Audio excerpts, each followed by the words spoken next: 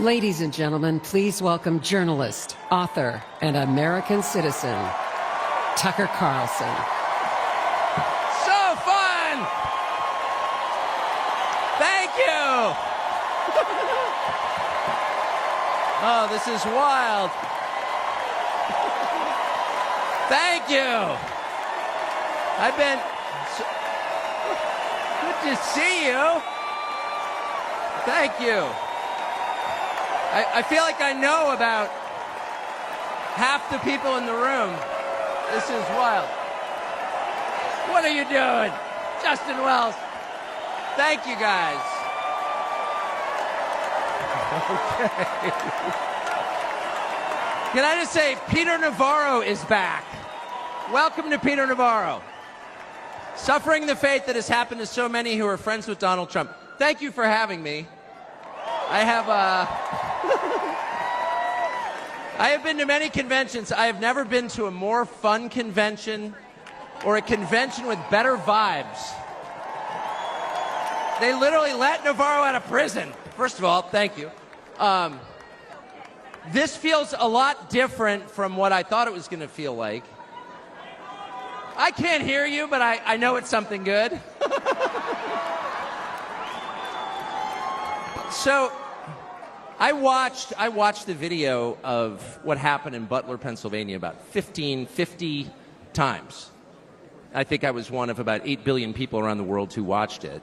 And the more I watched it, the more it struck me that everything was different after that moment. Everything. And this convention is different.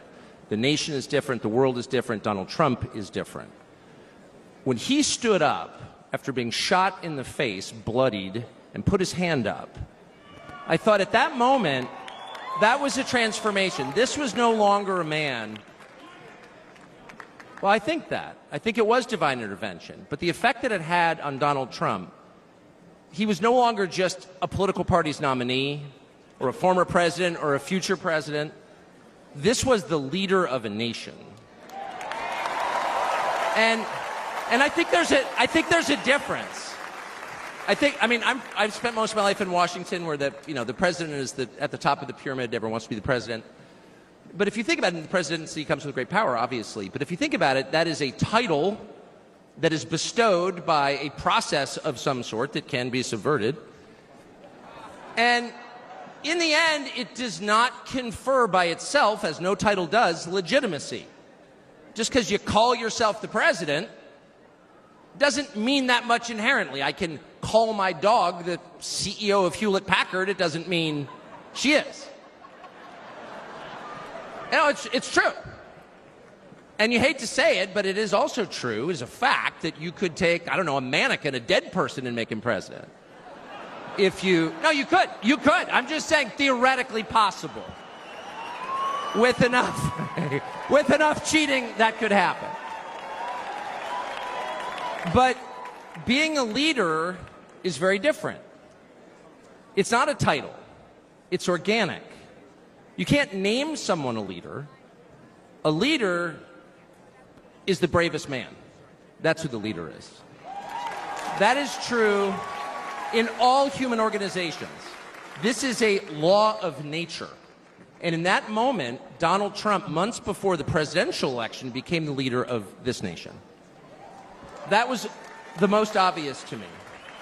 And I have to say, I think it changed him. He reached out to Trump within hours of it that night. And what he said to me that night, having just been shot in the face, he said not a single word about himself. He said only how amazed he was and how proud he was of the crowd, which didn't run. And I thought two things. The first thing I thought was, well, of course they didn't run. His courage gave them heart. A leader's courage gives courage to his people. And the second thing I thought was, this is the selfish guy I've been hearing about for 9 years? Really? Not a word about himself? About his people, period. And the second thing I noticed, which I don't think anyone has remarked upon in public, but I'm just going to since I don't have a script, like why not, is that he turned down the most obvious opportunity in politics to inflame the nation after being shot. to inflame the nation, which is an opportunity that almost every other politician I've ever met, and certainly his opponents, would have taken instantly. And they would have said, well, what is this? How did he get shot?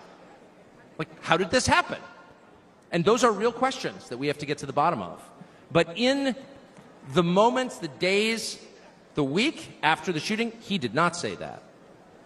He did his best to bring the country together. And I thought, this is the divisive figure? This is the irresponsible person? No. This is the most responsible, unifying behavior of a leader I think I've ever seen. So the question is, where is he leading us? And I could go on for hours, but let me just sum it up. I do think the entire point from the famous escalator ride 9 years ago until today of Donald Trump's public life has been to remind us of one fact, which is a leader's duty is to his people, to his country, and to no other. That's the point. That's the only point.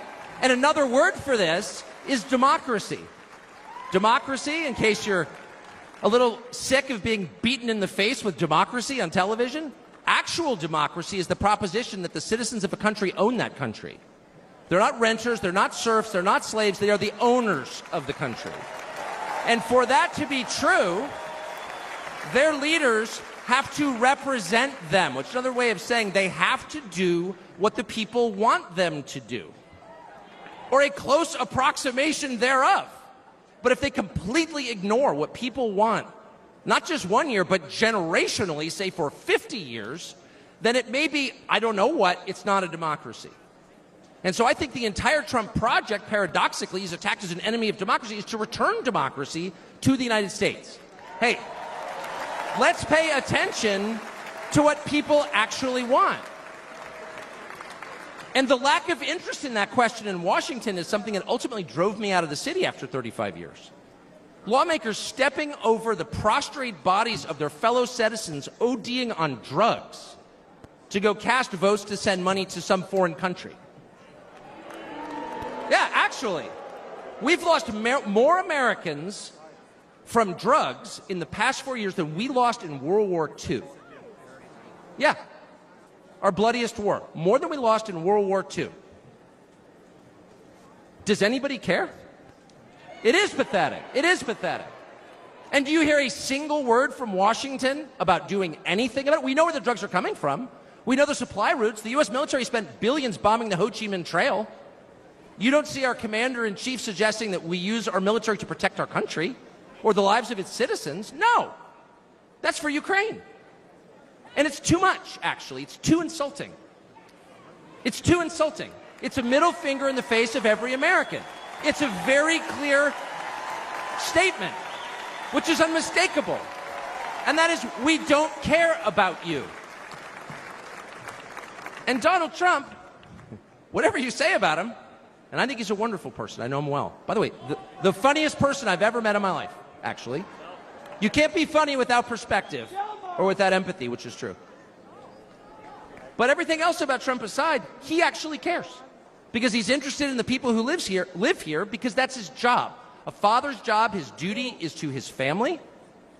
An officer's duty is to his men. A president's duty is to his citizens. And he seems to be the only one who thinks that. And in his choice for vice president, J.D. Vance, he's made that really clear. J.D. Vance, I'll say this about him, is a thoroughly decent man, and I'll just admit it, a friend of mine, one of the very few politicians in Washington who actually is very close to his own wife, which is wonderful to see.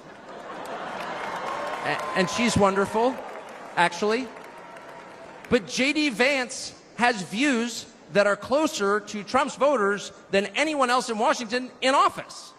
Therefore, he's the vice president. That's called democracy. So I will stop on just one point, and that is what's happened over the past month since the debate, and particularly on Saturday in Butler. I think a lot of people are wondering, what is this? This doesn't look like politics. Something bigger is going on here. I think even people who don't believe in God are beginning to think, well, maybe there's something to this, actually.